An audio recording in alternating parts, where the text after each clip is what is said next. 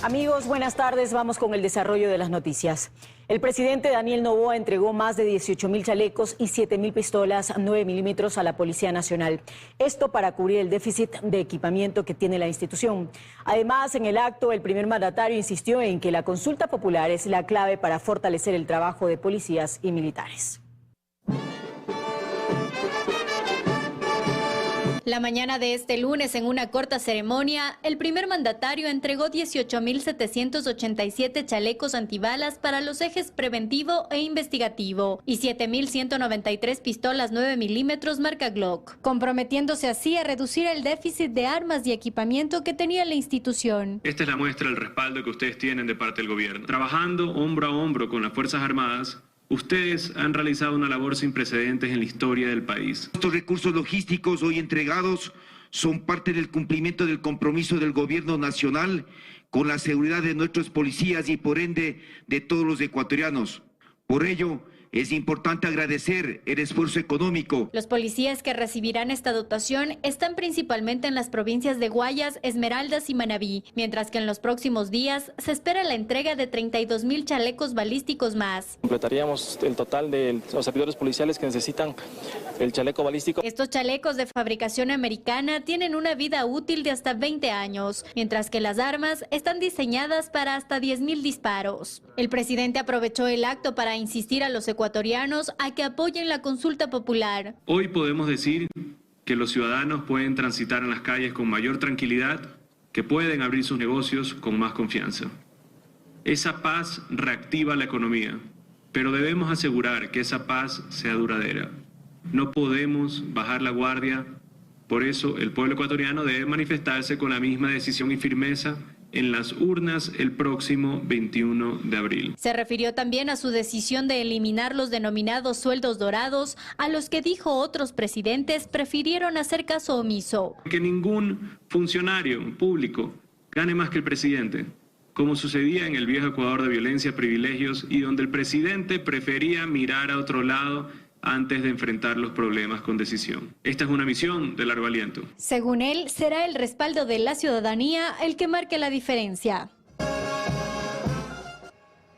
El gobierno prevé un ahorro de al menos $200 millones al año tras el ajuste salarial que se emprende en el sector público. La ministra del Trabajo reitera que nadie podrá percibir una remuneración superior a los $5.072 y eso incluye a servidores y trabajadores de empresas públicas. El blanco de esta medida, los sueldos dorados en el sector público. El Ministerio del Trabajo levantó esta base de datos con más de 1.000 funcionarios que ganan más de $5.072, es decir, una remuneración mayor a la del propio presidente de la República. Hay, por ejemplo, un líder de servicio al cliente en Cenel, Guayaquil, que percibe ingresos mensuales de casi $14.000. Y si eso parece mucho ya, otros, como un técnico de mantenimiento mecánico en Manta que trabaja en Selec, registra ingresos por más de $35.000. Y un jefe de tesorería de esta misma empresa pública, pero en Esmeraldas, $64.845. Ambas, según el Ministerio del Trabajo, remuneraciones mensuales. Pero no solo ocurre en Cenel y Selec. En la lista constan también funcionarios de CNT, de Petroecuador, de Flopec, de la Empresa Pública de Comunicación del Ecuador, de los servicios postales y de la Empresa Nacional Minera. La ministra del Trabajo, Ivonne Núñez, explica que el gobierno busca hacer respetar disposiciones ya existentes. Que es el decreto del año 2018. Ese decreto del año 2018 estableció que la remuneración del señor presidente es de $5.072. De ese decreto del año 2018 se emitió un acuerdo ministerial. Ni el decreto ni el acuerdo ministerial se cumplieron. Ahora, el presidente de la República decide poner el freno final a los sueldos dorados. En la mira del Ministerio del Trabajo también los contratos colectivos y las remuneraciones de los alcaldes. Estas últimas sustentadas en un acuerdo ministerial que data de 2016. La revisión y el control lo hará la Contraloría General del Estado, de manera directa a los GAT y a los consejos provinciales y a todas las empresas del sector público. Tendrán que emitir los informes pertinentes al Ministerio del Trabajo. Desde el sector de los trabajadores ya hay reacciones. O sea, yo creo que hay una campaña de desprestigio, vamos a salir a frentear justamente el tema, pero le tomamos la palabra al presidente, que nadie gane más que él, estaríamos totalmente de acuerdo, siempre y cuando también estemos en la medida de que no solamente se hable de los que superan el nivel jerárquico superior, los que están en el sueldo de él, sino también aquellos 3.000 trabajadores de Petroecuador que siguen ganando $600, trabajadores del sector eléctrico que siguen ganando $500. La ministra del Trabajo dice estar consciente del desafío que implica, incluso a nivel judicial, hacer respetar el techo que se coloca a la escala de remuneraciones. Mire, si quieren ir a acciones constitucionales, pues esta ministra tendrá que responder a las acciones constitucionales. Con esta medida el gobierno espera ahorrar $20 millones cada mes, más de $200 millones al año. En otros temas, la Fiscalía General del Estado convocó a 7 exfuncionarios públicos para que rindan su versión en el conocido caso Metástasis. El primero de ellos fue el expresidente Guillermo Lasso, quien no acudió. Nuestra compañera Daniela Valencia está en los exteriores de la Fiscalía y desde ahí nos cuenta todos los detalles. Dani, buenas tardes. ¿Qué tal, compañeras en el estudio, amigos televidentes? Así es, el primero en ser convocado fue el expresidente de la República, Guillermo Lasso. Él debía acudir a la Fiscalía General a las 11 de la mañana. No obstante, su defensa técnica presentó un escrito en el que aseguró que no se lo notificó en debida forma y que además desde el 9 de marzo él está fuera del país, en específico en Estados Unidos, por razones académicas. También fue convocado el exdirector del SNAI, Fausto Cobo, también la exministra de Gobierno, Alexandra Vela, el exministro del Interior, Patricio Carrillo, y también miembros de la Comisión de Diálogo y Pacificación de las Cárceles. Este llamado se da tan solo 2 días después de que Fiscalía General vinculó a 13 personas más a este caso conocido como Metástasis, que ya suma 52 procesados. Y es que en esta última audiencia se reveló que miembros de esta Comisión de Diálogo y Pacificación realizaron acciones en beneficios de algunos privados de la libertad, entre ellos el narcotraficante Leandro Norero y su familia, a cambio de beneficios económicos. Las versiones continuarán hasta las 4 de la tarde. Es lo que les podemos contar a esta hora. Ustedes tienen más en estudios. Una excelente tarde. Igual para ti, Daniela, muchísimas gracias. La inclusión de Mayra Salazar en el sistema de protección a víctimas y testigos de Fiscalía podría ser el inicio de un nuevo capítulo de revelaciones en los casos Purga y Metástasis. Salazar, quien fue detenida en diciembre, rendirá su testimonio anticipado y para ello la Fiscalía espera que se fije una fecha. La mujer involucrada en el caso Metástasis y cuyos contactos y conversaciones sirvieron para destapar el caso Purga podrá aportar con más información sobre la corrupción en el sistema de justicia. Si bien Mayra Salazar fue detenida en diciembre del 2023 por el caso Metástasis, la materialización de su celular como evidencia y sus comprometedores chats le han puesto como eje entre los casos Metástasis y Purga. Le preguntamos al penalista Ramiro García. Podría corroborar los contenidos de sus chats, podría dar nuevas pistas sobre las actividades delictivas, pero ella era una operadora. Era una facilitadora. Sería interesante ver también cuáles son las cabezas en lo político que ordenaban todas estas operaciones. De ahí que Fiscalía ha pedido al juez nacional Felipe Córdoba que fije fecha y hora para que Salazar rinda su testimonio anticipado tras ingresar al sistema de protección de víctimas y testigos en calidad de procesada. Busca la reducción de una condena casi segura. Porque estamos hablando de un testimonio anticipado. ¿Es posible que este testimonio se lo recoja en el marco de una cooperación eficaz? Es posible que no. Aunque la diligencia deberá ser reservada, se espera que Mayra Salazar dé información adicional, por ejemplo, sobre su influencia en la función judicial, su relación con el narco Leandro Norero, sus vínculos con jueces y políticos, los casos en donde operó un tráfico de influencias, la oferta de servicios a los jueces, en fin. En el mismo documento, la fiscal Diana Salazar confirma que requerirá también del testimonio de la fiscal Lidia Saravia, pero en calidad de testigo protegida. Saravia es la fiscal que estuvo a cargo del caso de lavado de activos en contra del narcotraficante Leandro Norero y su familia. Según los chats extraídos del teléfono de Norero, se sabe que planificaba un atentado en contra de la fiscal Saravia. Hoy, ella será testigo y se espera su testimonio. Los últimos casos de corrupción como Metástasis y Purga desbordaron la capacidad de la cárcel 4 de Quito. Actualmente registra un hacinamiento del 15%. Lucía Clavijo está en el lugar y a esta hora nos cuenta más detalles. Hola, Lucía. Gracias en estudios, amigos televidentes, buenas tardes. En efecto, la cárcel para políticos, policías y militares se queda sin espacio. Y es que los últimos casos de corrupción, hablamos de Metástasis y Purga, la dejaron abarrotada. De acuerdo con el SNAI, actualmente se registra un 15% de hacinamiento. Pero ¿quiénes están recluidos en este centro penitenciario? Se lo contamos en el siguiente reportaje.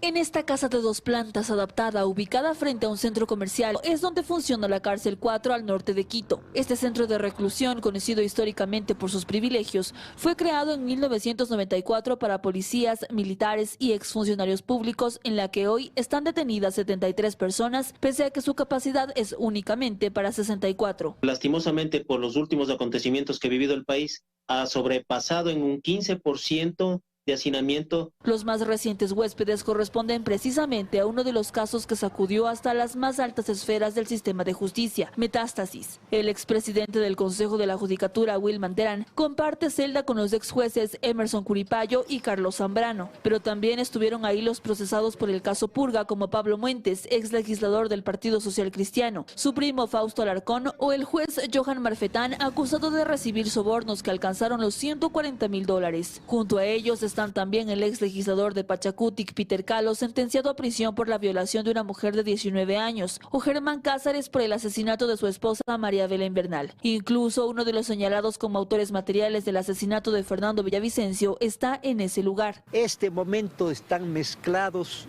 todos uno encima de otro. Este tipo de cárceles tienen necesariamente que reducir su espacio, pues diferentes miembros de diferentes organizaciones van a parar a la cárcel 4, que es una cárcel que fue específicamente concebida para otros fines. Para Alfredo Muñoz, exdirector de Rehabilitación Social, el hacinamiento en el que hoy se encuentra la cárcel 4 responde principalmente al mal manejo de la justicia. Existe una arbitrariedad por parte de los jueces de garantías penales.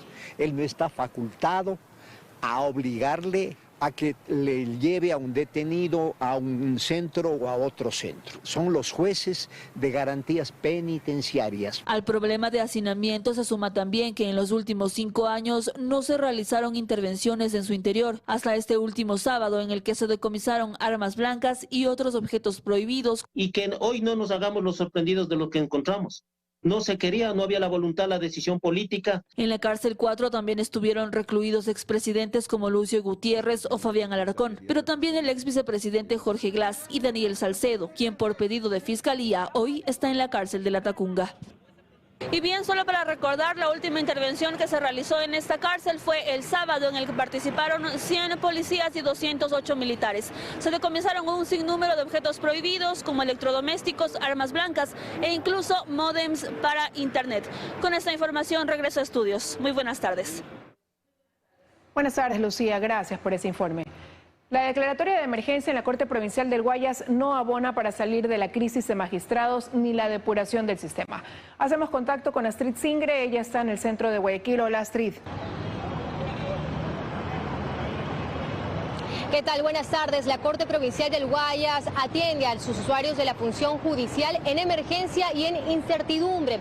Esto bajo la sospecha de posibles renuncias de magistrados que estarían también posiblemente vinculados a los casos de corrupción que investiga el Ministerio Público, además de una supuesta lista en la cual estarían también nombres de jueces que habrían favorecido a miembros de bandas delictivas a través de audiencias. Recordemos que dentro de los casos que investiga la Fiscalía, específicamente en el caso Purga, que se deriva del caso Metástasis, son exactamente 8 los funcionarios judiciales quienes están siendo investigados.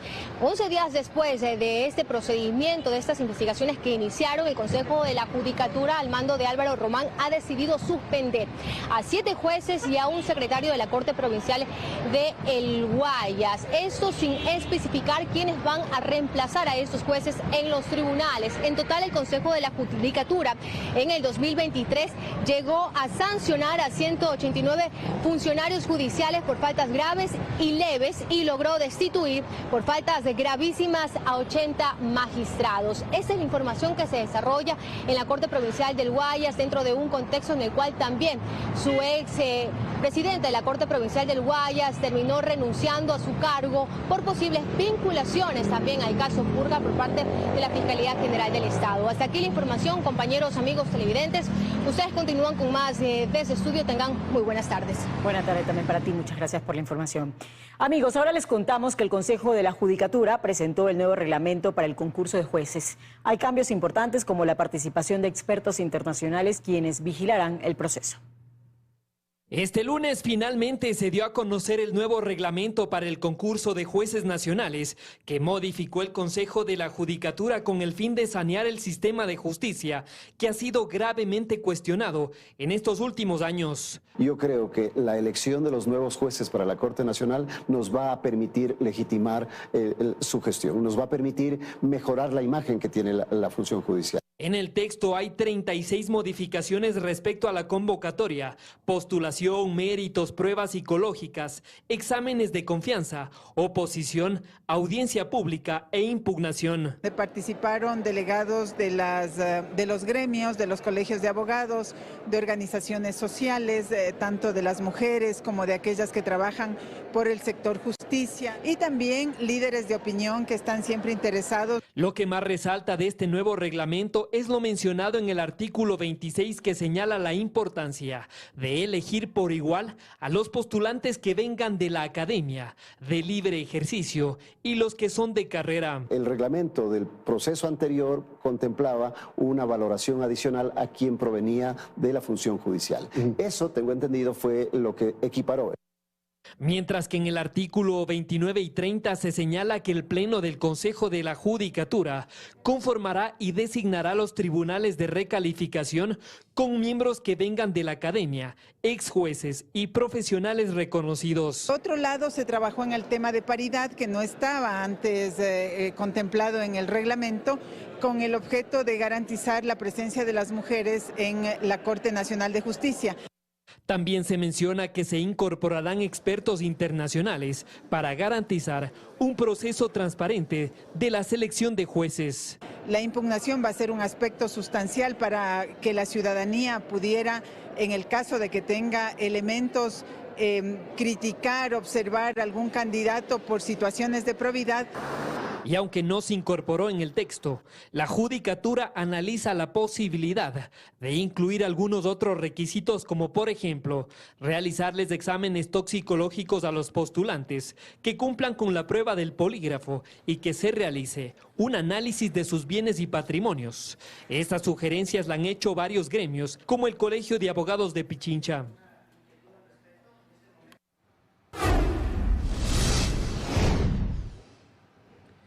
Este martes la Asamblea Nacional busca aprobar una resolución para reconocer la independencia de funciones de la Fiscalía, pero a la vez le pide información sobre los casos de corrupción recientes, como Purga y Metástasis. Karen Aro recogió las posiciones de las bancadas al respecto. Hola, Karen. Así es, buenas tardes. Si se trata de respaldar la independencia de funciones, incluso el correísmo, la Revolución Ciudadana está dispuesta a apoyar.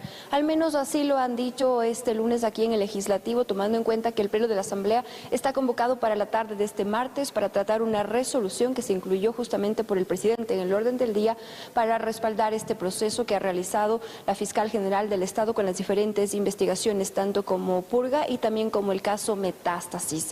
De parte de los otros legisladores, como en Construye y también como en Pachacuti, han dicho que están dispuestos a apoyar, por lo que por ahora existirían los votos para que se pueda apoyar y también aprobar este punto del orden del día. Pero en el siguiente reportaje yo les cuento. Veamos.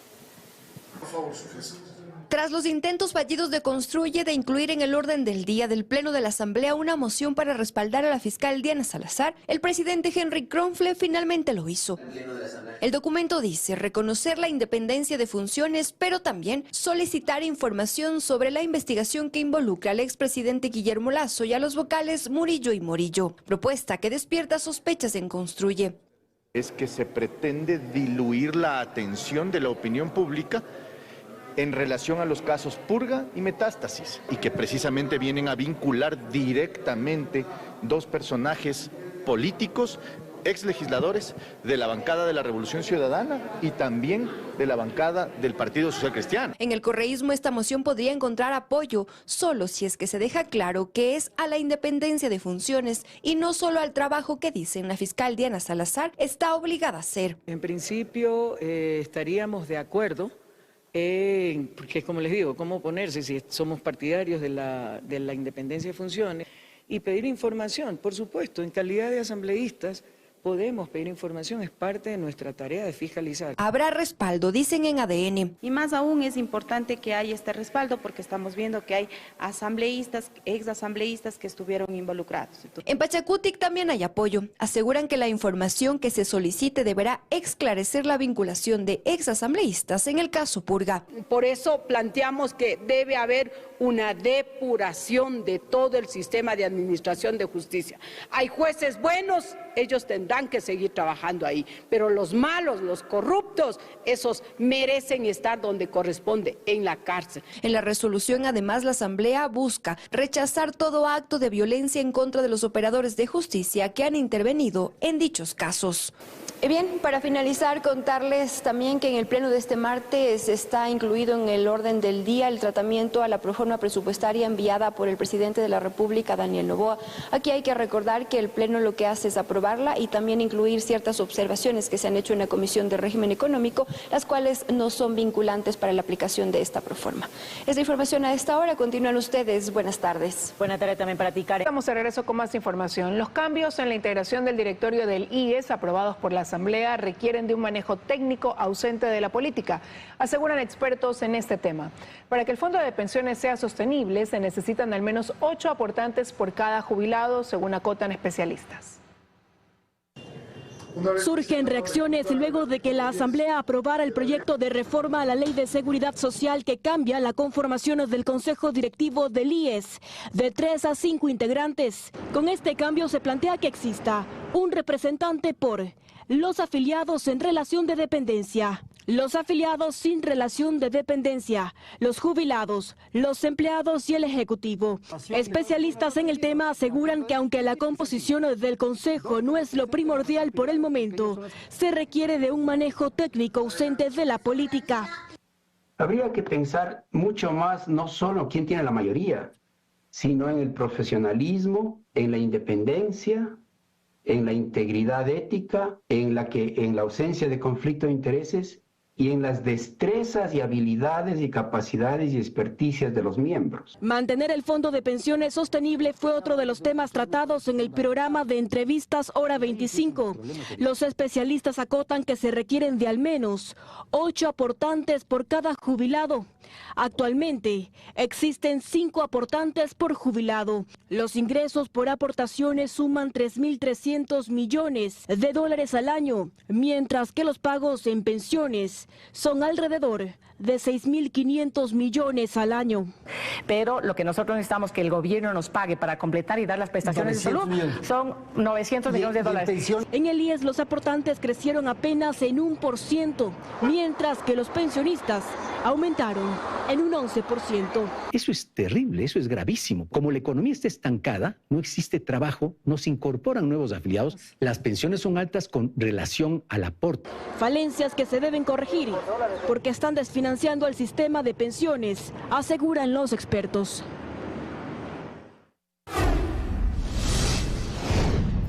En Ecuador ya se cuentan más de 11.000 casos de dengue, dejando hasta ahora 15 fallecidos.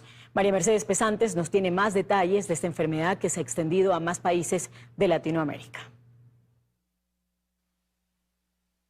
¿Qué tal, compañeros, amigos televidentes? Así es, el dengue continúa aumentando en América Latina y se conoce que el 89% de los afectados son personas que residen en Brasil, Argentina y Paraguay. Revisemos algunas de esas cifras. En Brasil, los casos ya bordean el 1.700.000 y se contabilizan más de 500 fallecidos a causa de esta enfermedad. En Argentina, por otra parte, ya se cuentan más de 120.000 casos y cerca de 80 fallecidos. Revisemos qué sucede en Paraguay. Se han notificado cerca de 71.500 casos de dengue y al momento han fallecido más de 60 personas. Pero ¿cómo avanza el dengue en Ecuador? Les tenemos un reportaje a continuación de la mano de expertos. Que la cifra de casos de dengue en lo que va de este 2024 supera a la registrada en los últimos años, es lo que afirmó el Ministerio de Salud Pública e informó que a la fecha se registran cerca de 11.500 casos y 15 personas han fallecido producto de la enfermedad.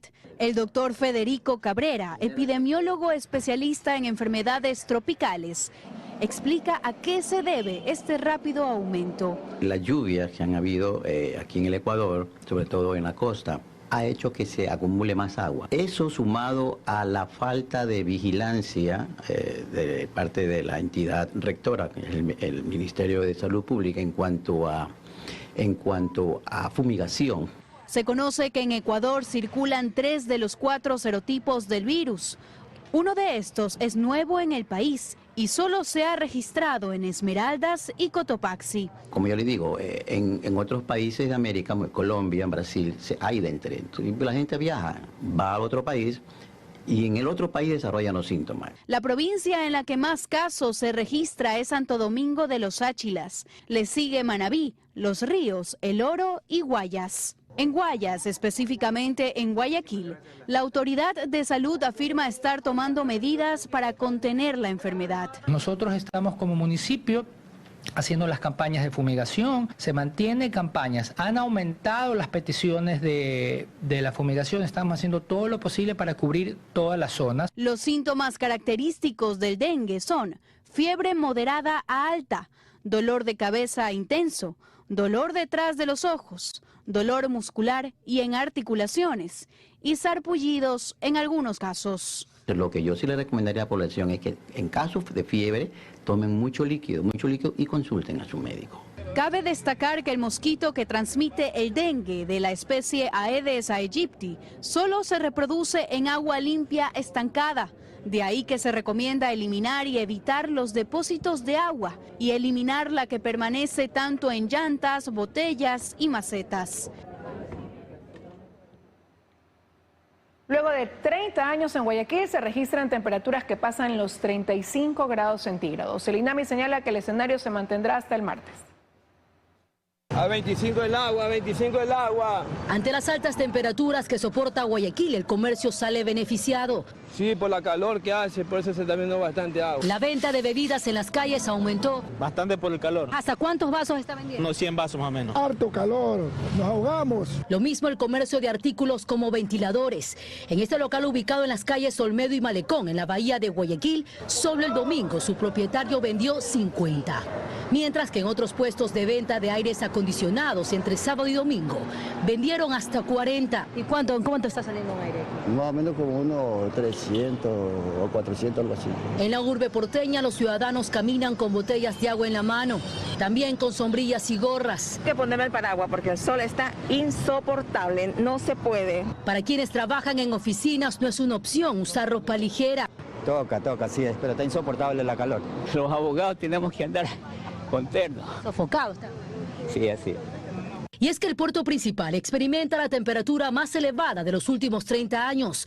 Datos históricos señalan que temperaturas similares se reportaron en marzo de 1994. El valor más elevado de los últimos 30 años, pero si miramos un poquito más hacia atrás, han existido valores un poquito más elevados. El Instituto Nacional de Meteorología e Hidrología, INAMI, reportó que la ciudad alcanzó el sábado los 35.8 grados bajo sombra. Sin embargo, señaló que la sensación térmica en exteriores es aún más elevada. Ola de calor en nuestro país no se ha producido. Desde el INAMI indican que estas condiciones atmosféricas van a continuar hasta este martes. En Quito también sentimos mucho calor durante este día. Amigos, es momento de hacer una pausa comercial, pero enseguida les contamos. Un delincuente perteneciente a la banda terrorista Los Águilas fue detenido la mañana de este lunes en Guayaquil. Además, la ecuatoriana Cristel Candelario fue condenada a cadena perpetua por la muerte de su hija de 16 meses tras dejarla abandonada. Los detalles de estos temas al volver. Quédese junto a nosotros. Estamos de regreso con más información. Un delincuente perteneciente a la banda terrorista Las Águilas fue detenido la mañana de este lunes en el sector de Flor de Bastión, noroeste de Guayaquil. Este criminal llevaba registro de los negocios extorsionados en una libreta. Este es el momento en el que agentes de la Policía Nacional se llevan detenido a Kevin Macías Salvatierra, de 21 años de edad, vinculado a la estructura terrorista Las Águilas. La captura de este criminal se dio la mañana de este lunes, luego de que la central de emergencia CQ911 alertara a la policía de la presencia de un sospechoso caminando por el bloque 6 de Flor de Bastión. En donde se nota la actitud inusual de un ciudadano que al ver el patrullero se ingresa a un domicilio. Allí fue encontrado debajo del colchón un revólver, en el patio una moto reportada como robada y autopartes de vehículos robados. Además de una libreta en la que el criminal mantenía el registro de los locales comerciales extorsionados, en la que se evidencia que al dueño de una farmacia se le cobraba $100 semanalmente, el mismo monto al propietario de una panadería, y a un hombre identificado como Julio $200. Sí, continúa la situación de las vacunas, como se la conoce. En el distrito Nueva Prosperina se ha reducido el 80% de muertes violentas, de igual forma el 40% de delitos. La detención de este criminal se da luego de un atentado con artefactos explosivos registrado la noche de este sábado en el mismo sector. Sin embargo, la policía no ha vinculado a este terrorista con este ataque, quien ya fue entregado a la fiscalía con todas las evidencias. Destacados personajes de la historia de Ecuador se unen a los nuevos rostros de las monedas fraccionarias nacionales. Matilde Hidalgo de Prócer y Tránsito a Maguaña son uno de los rostros emblemáticos. Verdana Ceballos nos comenta más.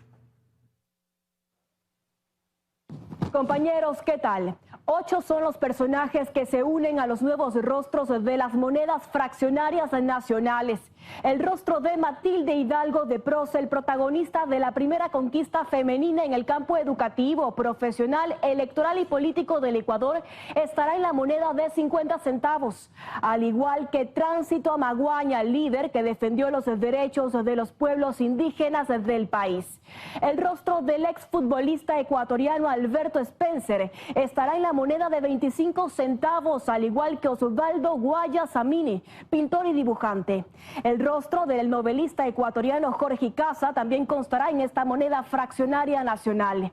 En las monedas de 10 centavos, en cambio, estarán los rostros de los expresidentes de la República, Galo Plaza y Jaime Roldós. Finalmente, el octavo nuevo rostro es el del expresidente de Ecuador, Isidro Ayora, que constará en la moneda de 5 centavos.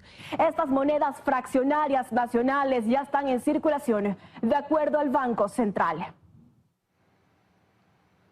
En nuestro segmento de Economía para Todos hablaremos sobre las exportaciones de cacao en el país. Economía para Todos. El año pasado, queridos amigos, el Ecuador exportó 1.320 millones de dólares en cacao en pepa, en elaborados de cacao y en chocolates, un clarísimo récord para la historia del país. El cacao ha sido un producto muy ligado a la historia del Ecuador, incluso antes de que se fundara este país hace casi 200 años, porque puede haber sido un producto de intercambio regional antes de la llegada de los españoles, y en la colonia fue un importante producto que Guayaquil exportaba al resto del Imperio Español. Y también fue la fuente de riqueza de muchos ecuatorianos a comienzos del siglo XX. Por eso es tan importante que por una mezcla de una buena producción local y de altos precios en los mercados internacionales, las exportaciones de cacao en pepa, elaborados de cacao, que obviamente incluyen los chocolates, estén vendiéndose tan bien en el resto del mundo que el año pasado llegaron a superar los 1.320 millones de dólares, que es unas 15 veces más de lo que exportábamos en una fecha tan reciente como el 2001. Aparentemente son problemas de producción de cacao en el África y una sostenida demanda por chocolate en el mundo los factores que dispararon el precio internacional del cacao. Si a eso se suma que nuestros productores han tenido un buen desempeño, se puede explicar por qué llegamos a este récord de exportaciones. Muchas gracias. Economía para Todos.